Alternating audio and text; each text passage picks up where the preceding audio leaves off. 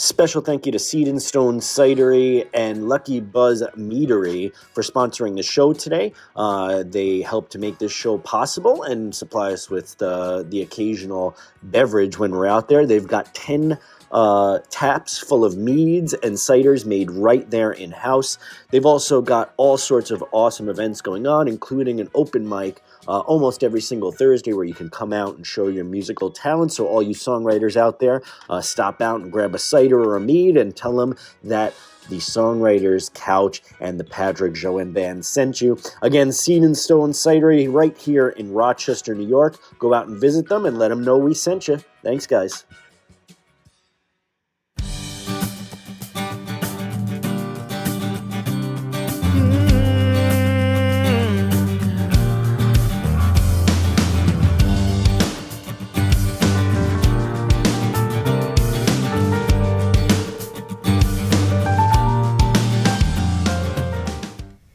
All right, welcome to episode number 25 of the Songwriters Couch, and on today's show, we've got someone that I've been friends with, acquaintances at times, colleagues, working partners.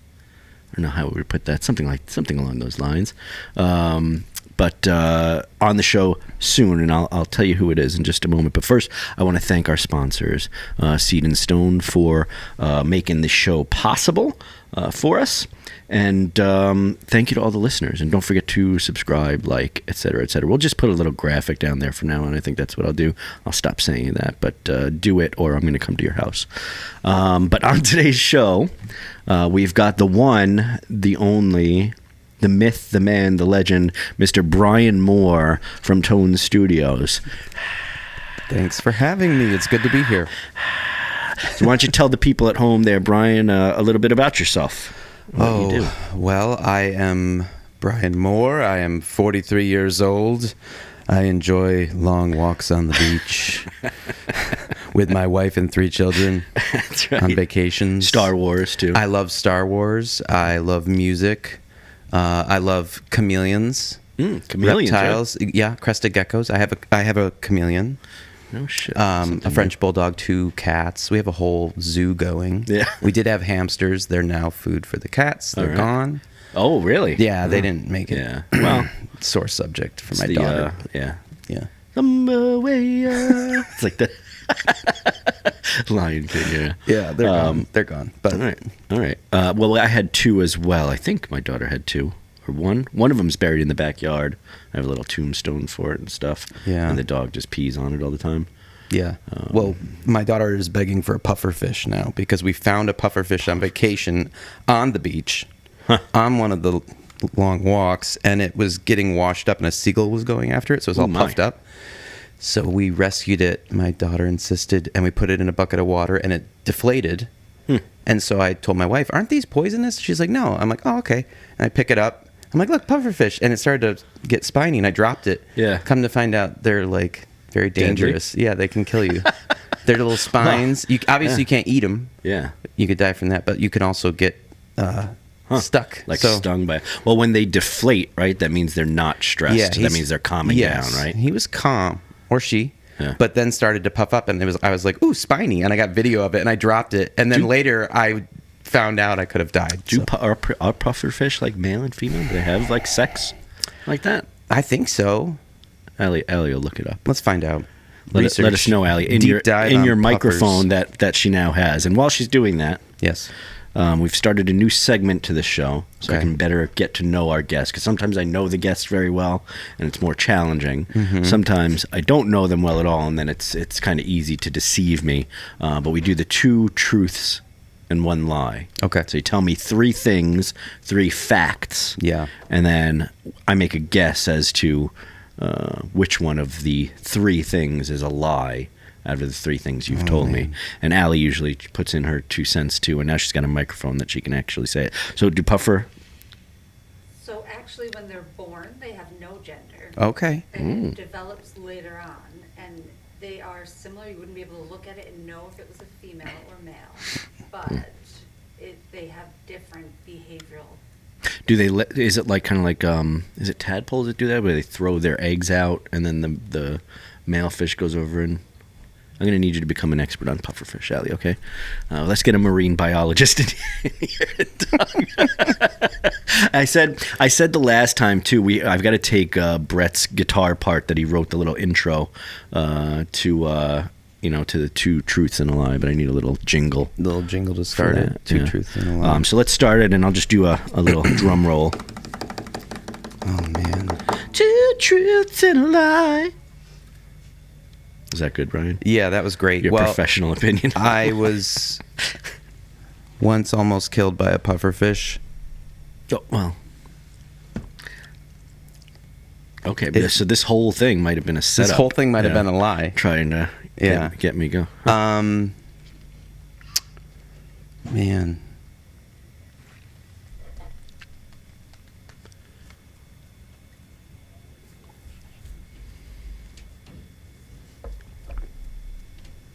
I haven't had to come up with two truths and a lie about myself. You could literally say anything. I don't know. Yeah. I don't know you that well, Brian. So,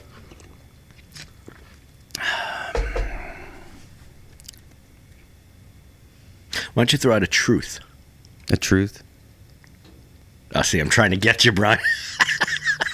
That's me cheating. I'm sorry, Brian. He's only ever got this right once. Yeah. Okay. I'm not very good at it. How about we turn the tables?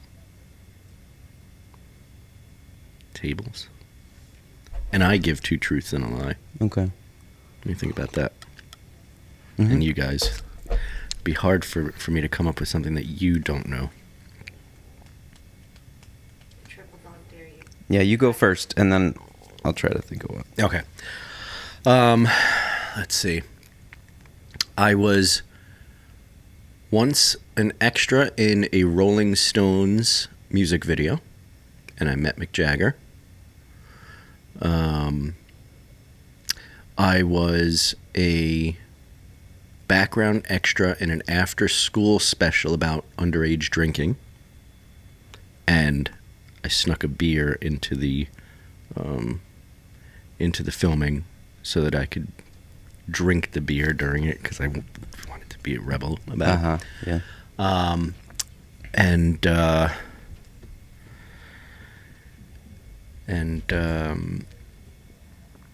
I learned an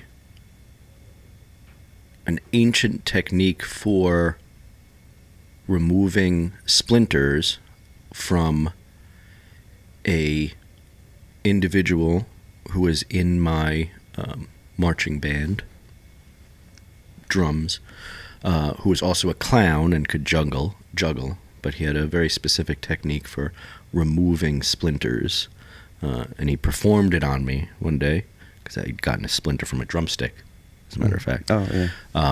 And completely painless, removing the splinter. No tweezers, no nothing. What's the technique? It was basically distract me, and then he was so quick with it, I didn't even notice that it happened. So I don't fully know exactly what he did because I was distracted at the time. I'm going to say number 3. 3's the lie. You're going with 3? Yeah. Is that your final answer? Yeah. 3. Yep. Yeah. What do you think, audience? Type it in the comment box before I say it. All 3 are truths. Deceit and lies. Okay. Deceit and lies. Yeah, I had a guy, I don't remember his name now, it was 8th grade when I was in the marching band. But I had gotten a splinter. I was kind of young at the time. I was like, God, I was upset about it or whatever. He's like, don't worry, I got you. And he did something, distracted me. And then he was like, all right, it's out. I was like, what the hell did that happen? And then what were the other 2 things I said? Mick Jagger. Oh, yeah. Mick Jagger. Yeah. That, of course, I've told you that story, Allie, I think. I didn't hear that one. So that's cool. It's kind of crazy because I was in Times Square waiting for my friend Jonathan Chodas, shout out to him if he's watching, waiting for my friend John, but he was late, by half an hour. So I'm just sitting in Times Square. Sorry, Mom and Dad, smoking a cigarette there. Some guy comes over to me. Now, in Times Square, someone starts talking to you generally. You want to ignore the people that come over and talk. For whatever reason, I engaged with him, and he's like, "Hey, you want to be in a video?" or on in something. He's like, you want to make $50, something like that. It sounded a little shady, and I'm like, I don't know if I want to or not. Like, Yeah. what is this for? And he's like, well, it's a music video for someone that's on MTV. He's like, I can't tell you until you sign the thing, but pays $50. And we're filming right down in the train station right there in Times Square. Oh. I'm like, all right, my friend's late. There's no cell phone, so I couldn't tell him what I was doing or anything like that.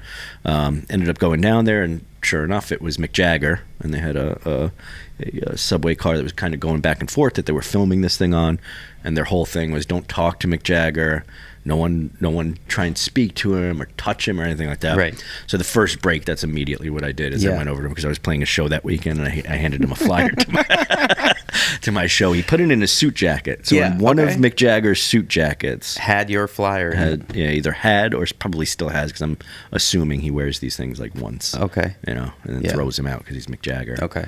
But the other thing was the after school special. I don't know what happened with that, but they had like a cooler full of beer that they were using for the shoot, that people were pretending to be drinking while they're whatever. And so they handed them out. They were like, just dump it out and then, be pretending to drink it. Mm-hmm. But of course I didn't dump mine out. And I was sitting there drinking it in the after school special about underage drinking while underage drinking. So my apologies Taboo. if I Yeah.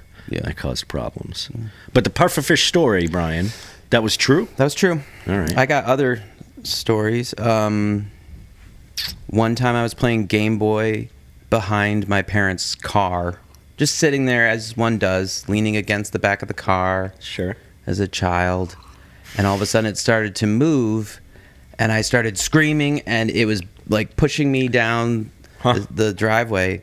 And my dad came out. You were sliding? Yeah, just a little bit. That's because I frightening, started huh? screaming, and my dad thought I was dying. So he came over and was like, Brian, what were you doing?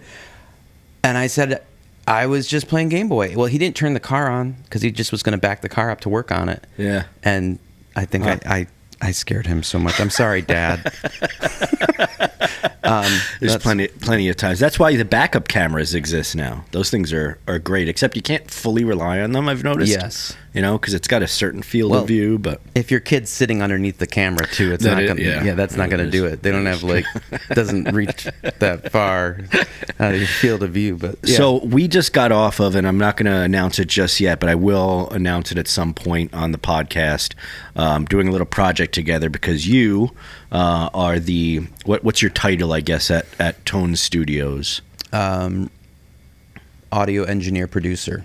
Okay. At Tones, yeah. So probably lead or head producer, engineer. There's two audio engineers, Andrew Went and myself. Okay. And we both do production and play a little bit of music. And So you're working on a little project that I'm doing right now. Yep. But that's not why I brought you. I brought you here because I'm interested in your journey to from kind of doing your own music to then becoming an engineer, and you had your own studio at one point too. Yes. Red Booth that you that's kind of when I think that was the first time we met. Yeah. Is coming into that studio with you, and I forget how I had heard about you before that. Maybe someone was recording there. Yeah. I don't recall exactly, but we've kind of been intertwined for a bunch of years. Yeah, we with probably projects. know a lot of the same people in the music scene. So what got you initially into music? Was your family musicians or? My mom played clarinet. My dad played a little guitar and percussion, and he had a guitar in his closet that I would take and learn chords on. And that was your main instrument, guitar? I actually learned concert band, snare drum, and percussion. Took drum lessons from my dad when I was younger. Yeah. And because he played a little bit of percussion and drums, but also played Did you say guitar. you were in marching band? I was too? in marching band. I played quads. All right. Yep. That's for anyone. Gates Chili represent. Yeah, anyone not familiar with this, the four toms. Yeah. That was always the coolest one because We got to start the street beat. Yeah. It's dope. It was pretty. I always got stuck on either the bass drum or the cymbals or something. Okay. Yeah. I think I had moved up to a snare at some point, Yeah. but I was Snare's cool. never a good enough drummer to get to the. I loved it. I couldn't do the kit. I was not the best drummer on a kit, although my first like garage band I played drums. Did you? And sang with a little boom mic. What was the name of that band? It switched. It was Potassium and then Vinyl and a couple other things before it dissolved. But that was how old were you? That was early high school. And then I joined a band called Seven Head Division, and that's like I started out playing guitar, and the drummer Andy King and the second bassist Joel Vota, we ended up becoming a trio that continued on after the initial band, and we did that for a few years, late 90s, early 2000s. Toured the world, Japan, not the world, Australia. We toured the States and we hit up Canada, I think. All right, That's not cool. bad though. Yeah. For your.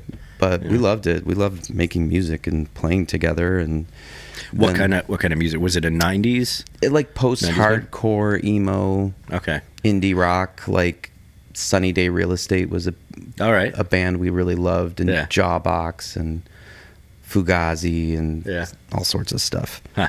But we So you went from that band playing. You said guitar. Yeah, guitar. In that band? Then the singer left, and then I sang and played guitar. So it went from like a 5-piece down to a trio. And Oh, so you were the front man then? After yeah, that? after the original singer left. Yeah, Huh. yeah. Were you just singing the old songs that? No, he's kind of Like you refreshed. redid it? We just started writing stuff. We all. Or the three you of a us liked. songwriter yourself? Yeah, Yeah. yeah. So- I had a side project called Thermal Atmos that was like mellow hop stuff. It was fun. I could do whatever I wanted, but the band, it was just a rock trio. Joel Vota on bass, Andy King on drums. That name sounds familiar. Joel. Yeah. The funny thing is Andy King now is the drum tech for Sunny Day Real Estate, and they're back together really? and touring and recording, and Huh.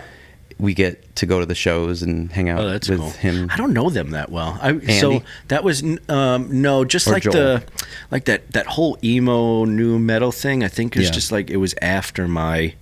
I'm starting to get into more like Okay. emo now, which is Yeah. a weird thing to say. But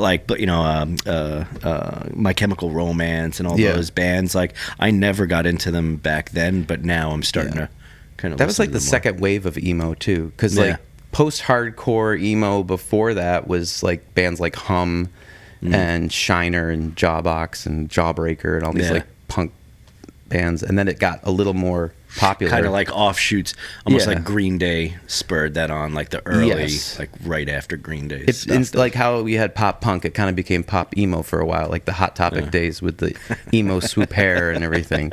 Yeah. Did you have that? Did you have No, well, not really. Not the full swoop with like the razor cut. I didn't do that. But I had a character I used to do in the studio called Trevor the Phoenix Mitchell. right? And he talked like this, and I got a wig, and I did a whole get up with tattoo arm sleeves and stuff.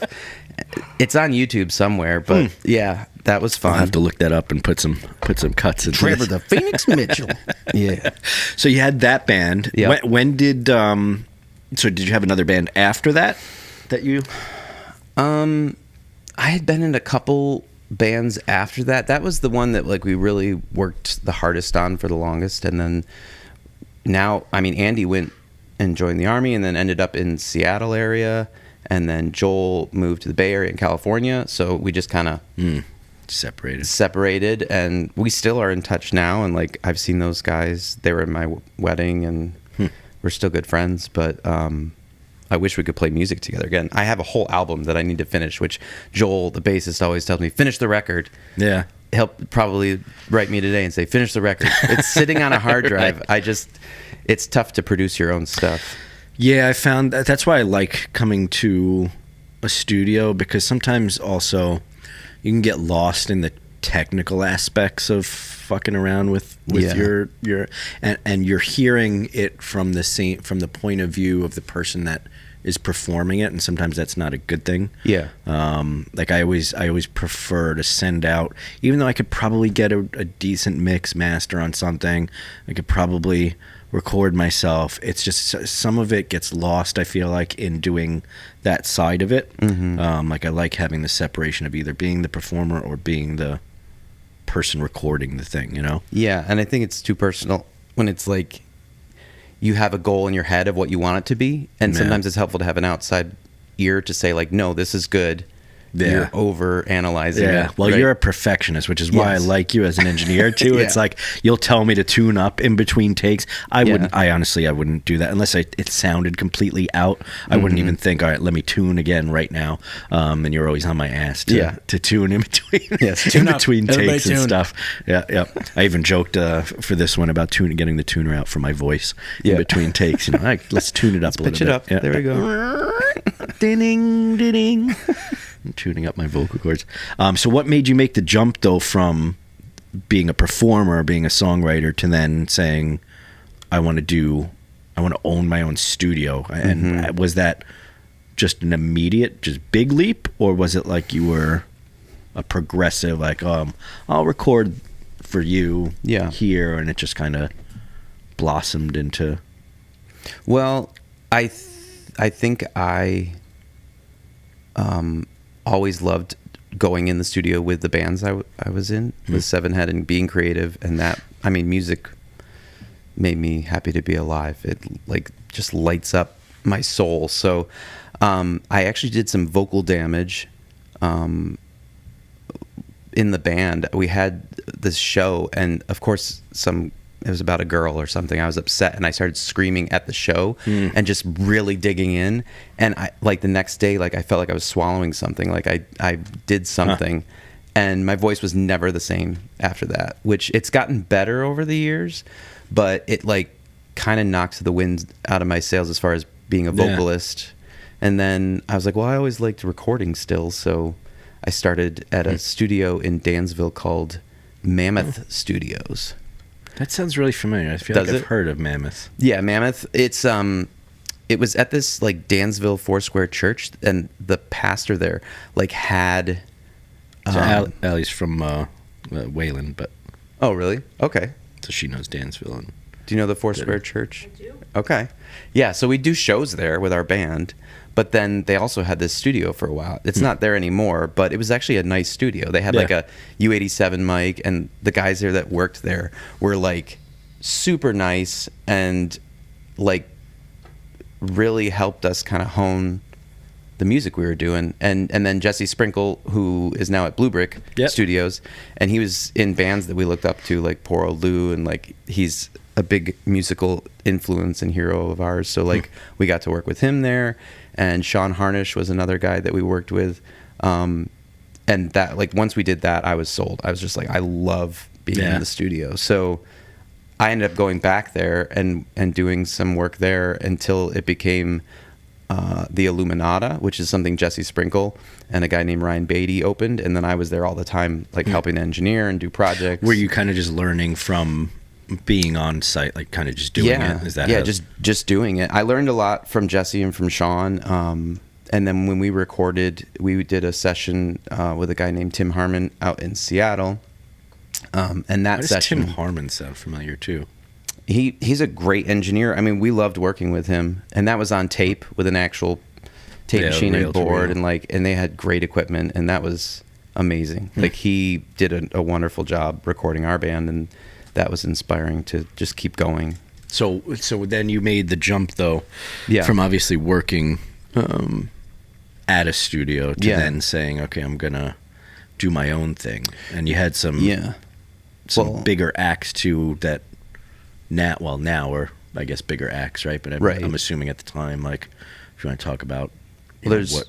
Yeah, I mean, I ended up going from Dansville to, I found this studio called Viking Studios, and it was in Medina, and Kevin Breschard was running the studio out there, along with a label called Word of Mouth. Right when I was coming there, the label kind of was shutting down, so Kevin and I were like, well, let's dive into doing this studio and pushing Viking Studios. And at the time, MySpace was big, and businesses hadn't really done their own pages yet. I'm like, why don't we take a profile and we'll just turn it into a business profile? We'll start adding friends and bands, and like, we built up the name of the studio, and we'd have bands from Rochester driving out to Medina to record in this pickle factory. It was the old pickle factory. It was this big warehouse, so we could stick mics out in the hall, like in the hallways and stuff. Great reverb in there. Yeah, so we had like Sirens and Sailors come out there, and that's who I was trying to think of their name. That's the one, they won a Grammy, right, recently? In the last... I don't think so, unless they're not... Maybe I'm thinking of someone else then.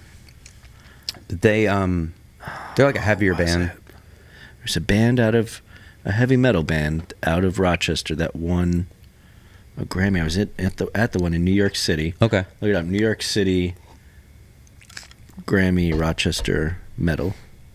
I'm probably wrong on it, but that I know them, the Sirens and Sailors. So they're a great band. I saw them live a bunch of times and just wanted to record them, wanted to work with them. But... Mastodon. Oh, Mastodon. I'm yes. sorry. Yeah. At least a couple of the members from Mastodon were there. Okay, cool. That it's a great band. They want to. Yeah.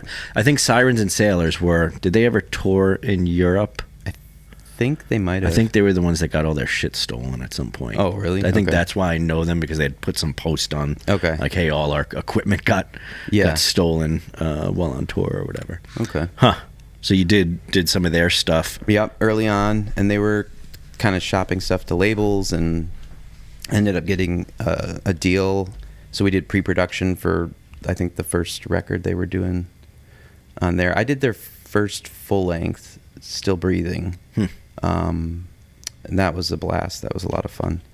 So the studio kind of moved around a few times. We were in Medina, and then we ended up working at a building that was in Mendon.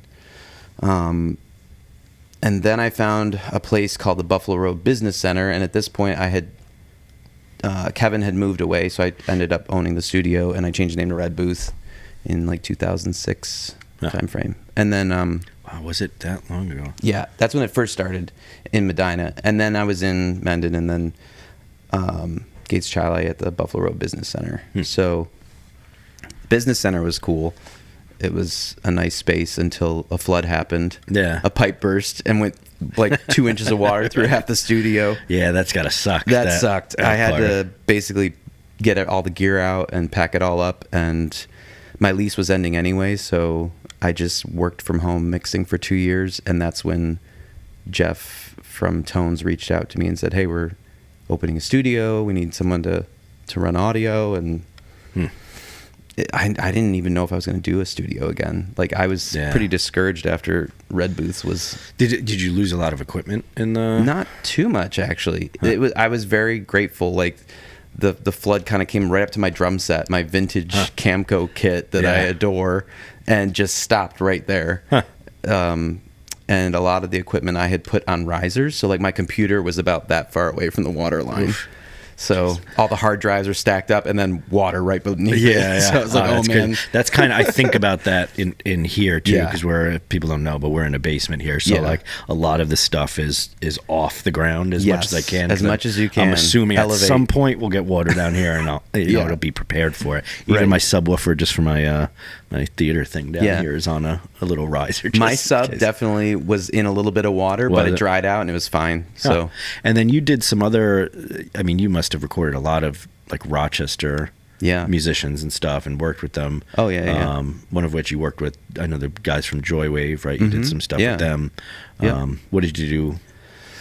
Oh man, we tracked initially for their earlier stuff. We did drums together. I engineered the drums. Dan always produces their stuff. The whole band works together on the tracking and production, but I did some drums for him, and then we did some Rhodes and keyboards, and I did some live mixes for YouTube on some videos that they shot. We went to the Seth Meyers show together. Is that show still on, Seth Meyers? I don't know. At the time, it was at 30 Rock. We got to go see the SNL stage and hang out. That was super fun. I met Pee Wee Herman. Oh, did you? Yeah. Yeah, rest in peace. He's dead now, right? Yeah, Paul Rubens. It's sad. He's like, so are you in the band? I was like, no, just mixing. He goes, oh. What was he doing there? He was one of the guests. And Olivia Wilde was there, and Fred Armisen, all these people. Oh, really? Fred Armisen is fun. He's so funny. Did he come over and talk at all? Or no, the band met him. So. The band met him. But I was like in the background waiting to like carefully listen to the recording. But that was super fun. Oh, that's awesome. Yeah, a bunch of. Did we fact check that too? Who was it? Jimmy Kimmel and the other guy, Stephen Colbert. They got fired, right? Is that correct? Oh, did they get fired? But I feel like I just saw something that someone was talking about in an interview that they did. So I just don't watch those shows, so I don't know. I heard they got let go or whatever, like both of them, which is weird. Yeah, I'm out of touch. I'm always either helping my kids with something or working. So that's pretty. I rely on Allie to know all the the ins and outs of Hollywood, all the inside gossip kind of stuff. Yeah, it was cool. Speaking of like being on a cool set, well, maybe not as much for me, but we went to. We were out in LA for this past Grammys, and we got to go on the Warner Brothers Studios, right, Allie? Yes. And they had the Friends set there and all that cool stuff. So Allie and my mom got a chance to really like walk around and sit on the couch and do all that kind of fun stuff. And then we walked some sort of Young Sheldon. I don't watch that show either. But there's all those sets there too. I've seen commercials for it. But the one cool thing we got to see was Prince, the Purple Rain album, the photograph of him in front of this like I want to say it's not a catwalk, the fire escape. Oh yeah. It's a set that's there that they've used for all sorts of stuff. There was another, I forget what else was filmed there, but it just happened to be Prince's. That's the only thing that stuck out of my mind out of everything they said. Did you recreate the picture? I did, yeah. Nice. I made him, got a panther out and stuff. Nice. So then now you moved over to Tones. Yep. From Red Booth after the flood of, what year was that? Oh man, it was before COVID.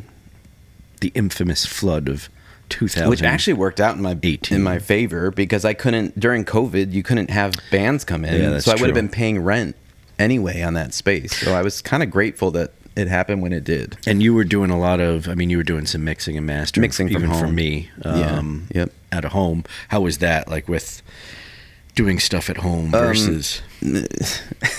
Not the same as where I'm at now. That they're two polar opposites. Like I had like a closet that I would open up with clothes hanging to act as like absorption as I'm trying to mix. I'm like turning the desk and like trying to get positioned in the room. And were you like mixing and mastering primarily through like monitors, or were you doing headphones? Oh no, I had headphones and monitors.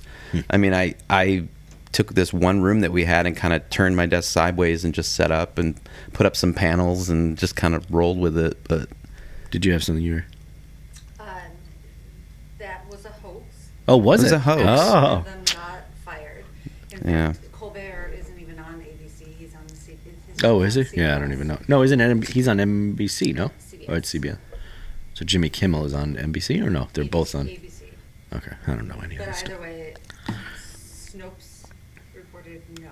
No. All right, Not fact check. accurate. Interesting. Cool. Interesting. So we didn't miss anything. I thought it was We're weird. fine. I thought it was weird that they would fire him and then he's hosting the what is it, the Oscars or whatever just happened. Apparently, somebody put it on a site as a hoax, saying that they were too woke, and that's why they were being let go. Okay. You know who did? And people believe it. You know who did just pass away? The Warren Buffett. No, I don't want to get like sued for libel. We made this joke, so we were in. I said the wrong name. We were walking around New York City. Yeah. And who was it? Was it Warren Beatty that died? No, Jimmy Buffett. Or Jimmy Buffett, that's what I. Yeah. And I kept thinking, or you kept thinking, it was Warren Buffett that died. Right. So we were walking around saying it like loudly next to tourists. Yeah. Like, did you hear?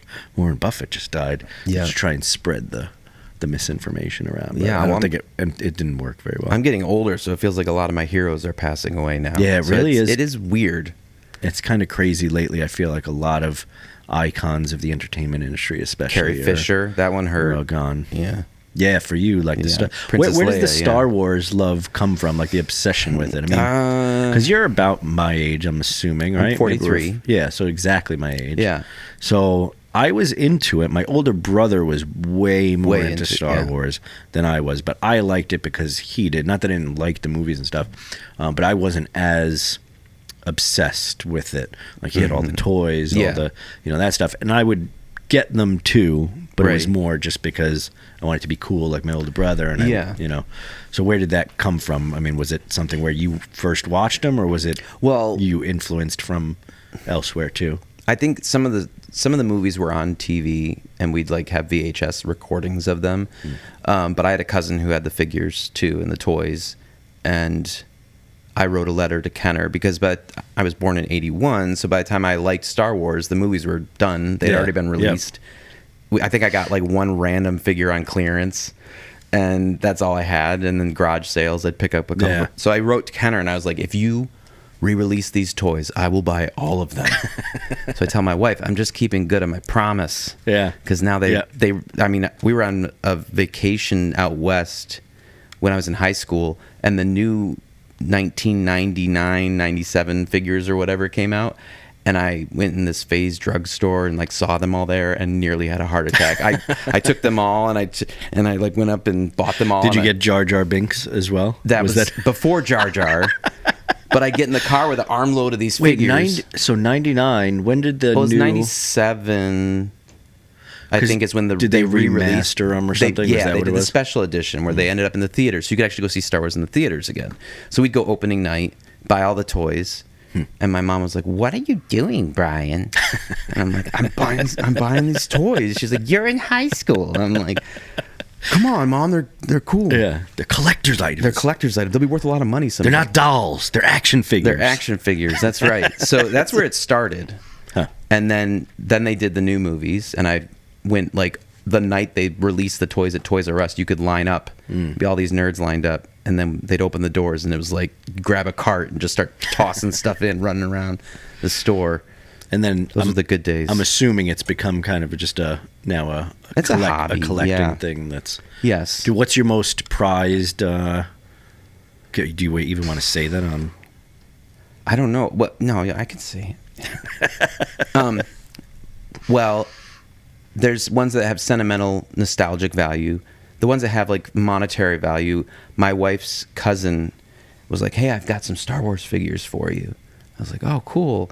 And he takes a bin of all these figures, and I'm going through it, and I see this one figure called Blue Snaggletooth, which was only released through the Cantina set with Sears. Was that the big, like, very rare, the like elephant looking guy? No, this was a guy that like he was small and red in the film, and they ended up correcting the figure and releasing a red version. That one's very common, not expensive.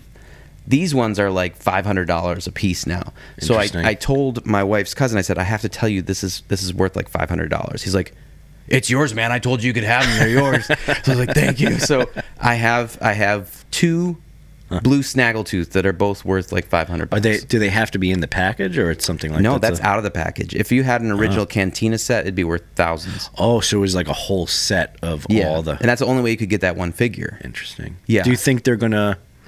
I mean, Disney owns it now, right? Yes. So how do you feel? Let's get into some nerd talk here. Okay, sure. Yeah, how do you feel about this new... I mean, obviously there were very strong reactions to the prequels. Yeah. Right? Yeah. And then Disney started doing this thing where it's...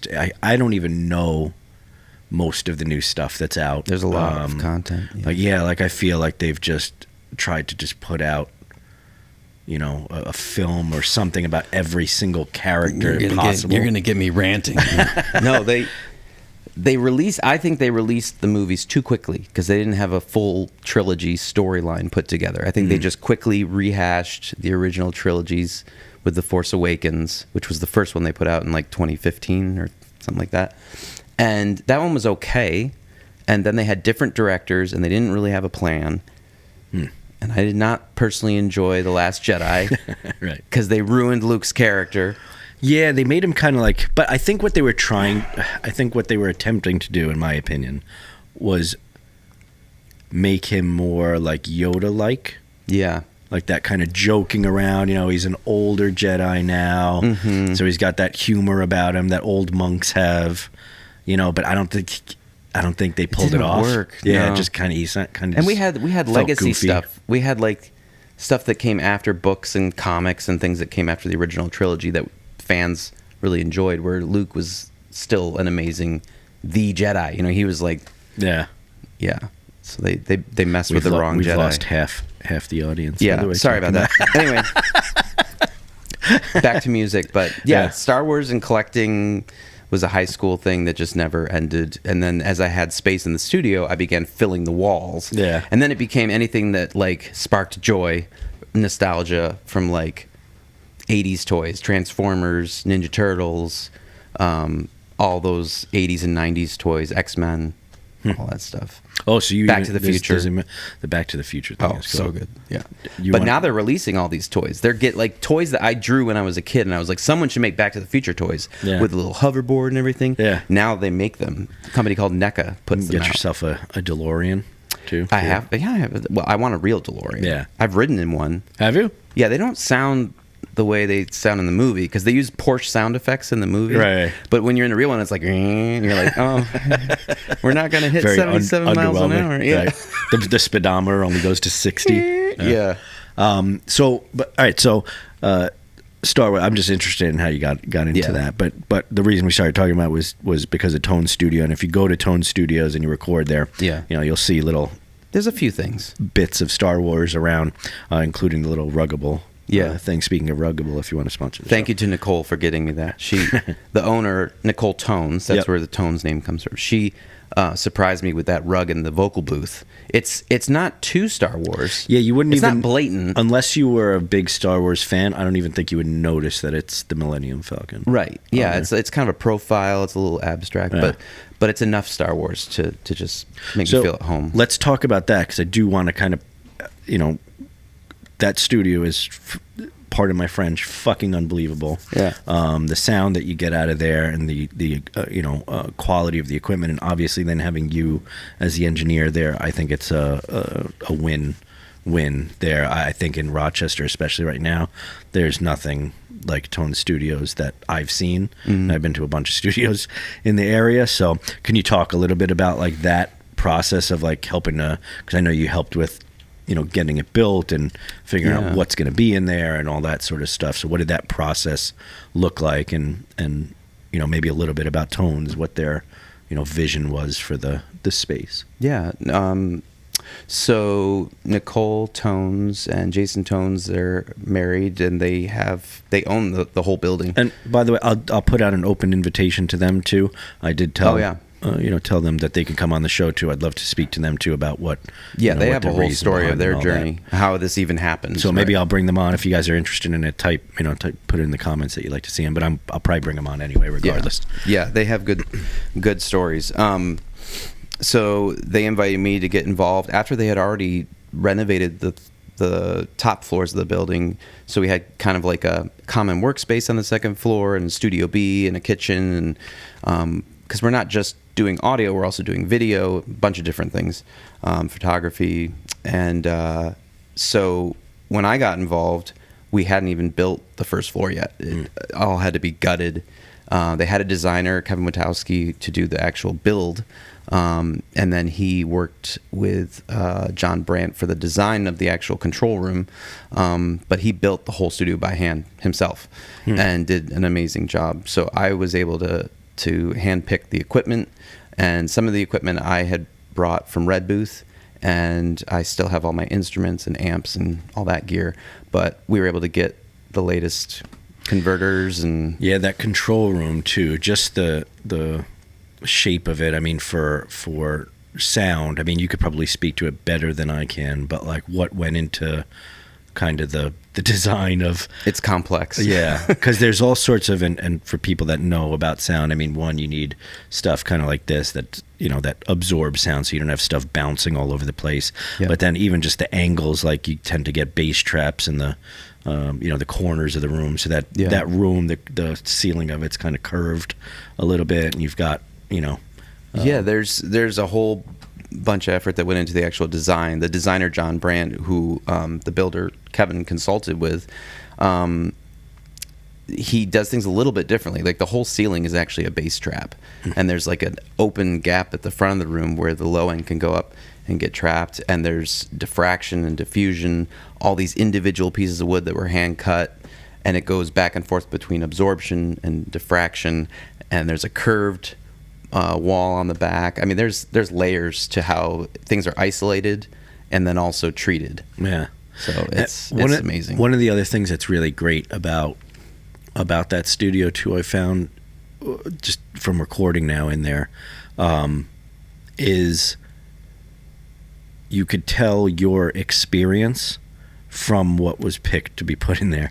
Like all the individual monitors for everyone. Yeah. That system is awesome where you can control each instrument. I don't have to tell you, hey, can you turn up the, the drums, or can you turn up, I have control over it wherever I am in the studio recording. Yeah. And the ability to kind of isolate even a live band like that in the way that we did it. Like everything could be separate, but you could all be in the same room and be performing together, which is as key. a performer is great, Yeah. Because a lot of times, especially nowadays, you're recording things sometimes individually, and that's why I wanted to work with you too, because I knew we could get a good live sound too with the band, because sometimes I feel like it loses energy when you do it individually. For sure. And you're just doing it to a click. It can almost sound like robotic versus you're playing together. It can be a little bit looser and you've got each other's energy going on and all that. Was there any intention with, obviously you have a space that you have to design in, and you've got that big open space, and if you guys go out there and check it out, you'll see what I'm talking about. But was there any, what was the intention behind the way the rooms were configured and that sort of thing? Was there? Yeah, it was definitely intentional. I mean, our approach is to be efficient and work quickly, but also have the highest quality that we can get. So we wanted to be able to track bands live, but also find ways to not have bleed between instruments. So we ran speaker lines, and we were able to put amps in the hallway. I'm going to call it guitar alleyway, but we can have all these amps lined up, but you can have guitarists in with the drummers and the bassists, and then we have different ISO booths so that we can have, like you were in your own ISO booth to sing and lay down the scratch. That was just because I didn't shower that day. But, was it? But okay. Yeah, they were like, just stay out. Oh, okay, yeah. Stay out of That's the room. fair. But yeah, we wanted to have the big room for tracking drums or orchestra or choir or a live band out there for a video shoot, but then we also wanted the ability to do like isolated, tighter sounds too. What's kind of cool about it too, it feels very minimalist. I mean, you have a ton of equipment there, right? And you have your, all your preamps and all that stuff. Yeah. I don't even know what half of that stuff is, to be honest, Brian. But like your racks of equipment down on the floor. Right. But other than that, you have your desk. Very you have a simple screen, desk, and you have your speakers. Yep. And the room itself is treated in a way that's like perfect for listening, especially through those speakers. Yeah.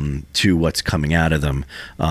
And some of the studios that I've been in that are, big, expensive studios, they have the giant boards, right? The console, with physical faders and all that. And I like that you kind of came up probably, on utilizing the virtual stuff versus the physical faders, because it made that room feel really easy to just listen to music. Because sometimes I feel like if you're in a studio where there's these giant boards, it can be a little distracting. You're like, oh, what does that do? What does that do? We also get reflections off the board. Yeah, too. Yeah. There's audio reasons to keep it very small. Like we have a very small desk. Yeah. It's nice though. But then you've got it like centralized. It's kind of like you're in the cockpit of this sound, the spaceship or whatever. Yeah, I call it the Falcon. Of course I do. But it kind of looks like it too. The colors are like gray and black and wood, and it's a comfortable space. But yeah, we definitely tried to be what do you clean about it. What would you say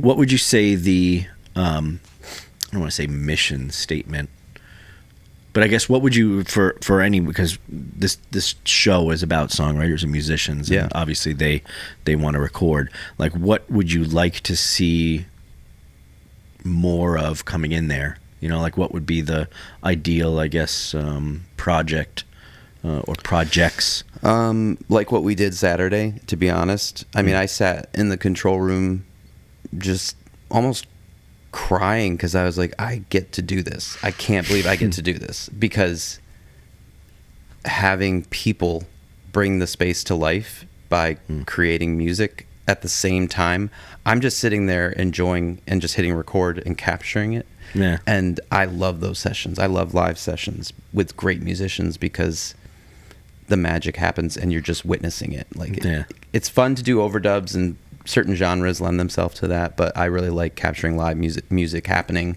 in a moment, because when you're done and everybody waits for the cymbals to fade and you hit stop and it just happened. Like, well, it's interesting you say that too. Like you're almost you get emotional about the situation. I mean, we had, Jill was sitting there listening to this. I'm gonna just keep calling it the project that we were working on Saturday. The project. And I promise everyone that you'll know what it is.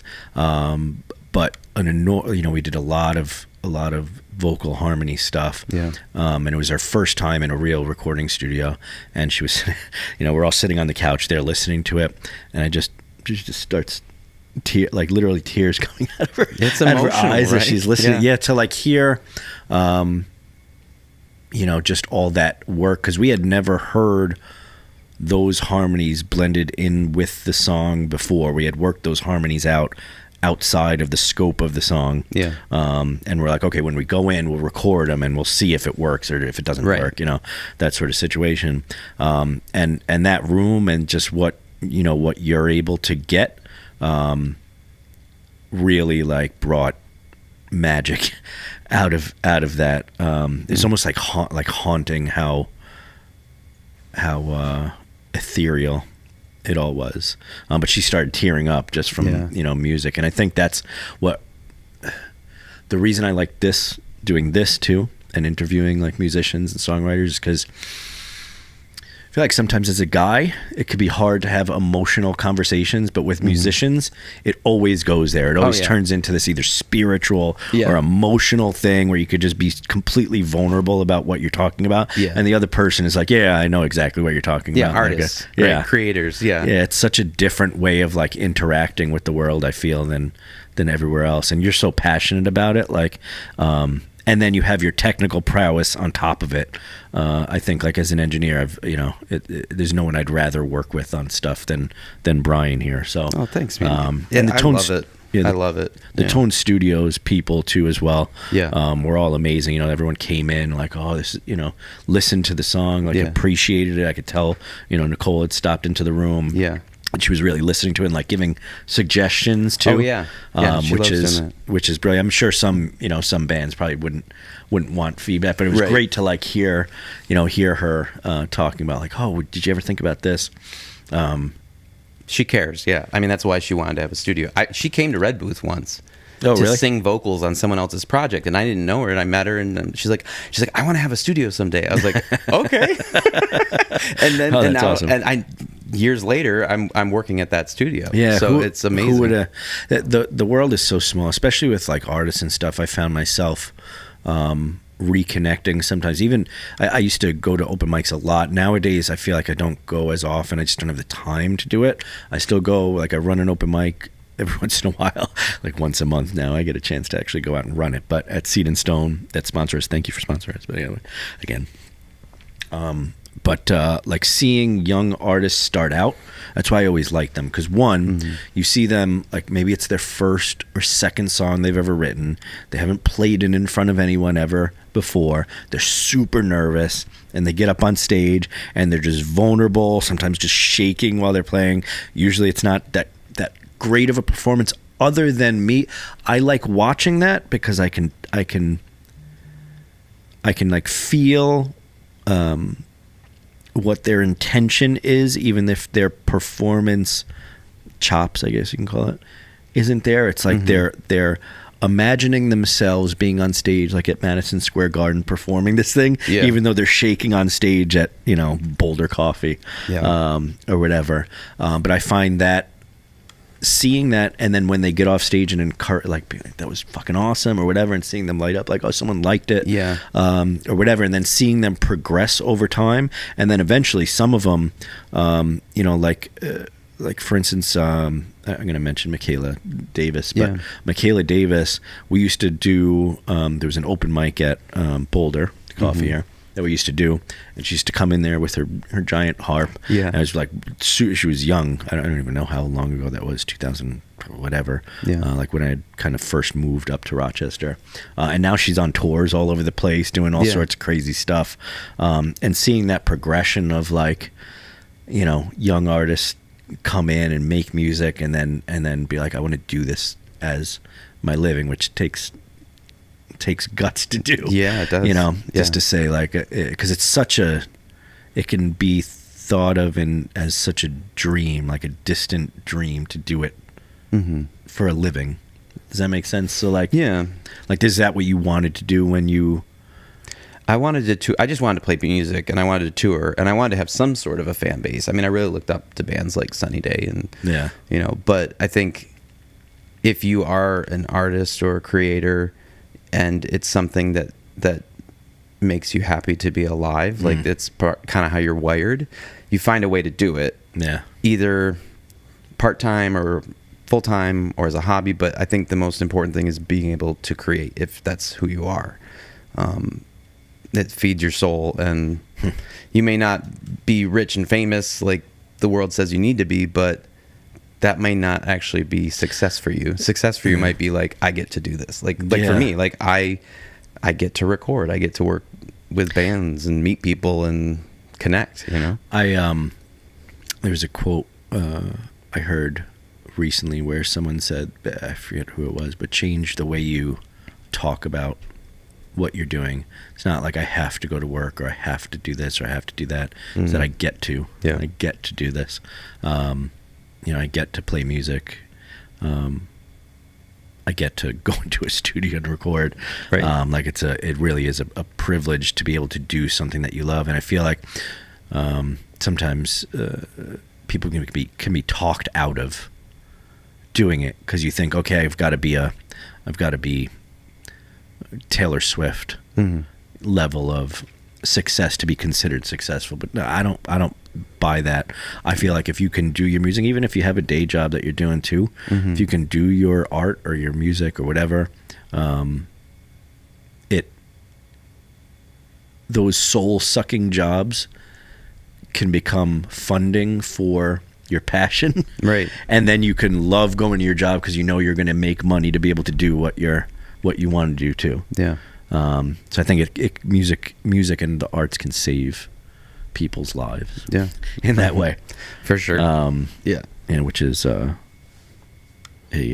foreshadowing. Yes. To the project. Yes. The project. The project. So I'm getting the shut the fuck up, Pat. The show's about to end.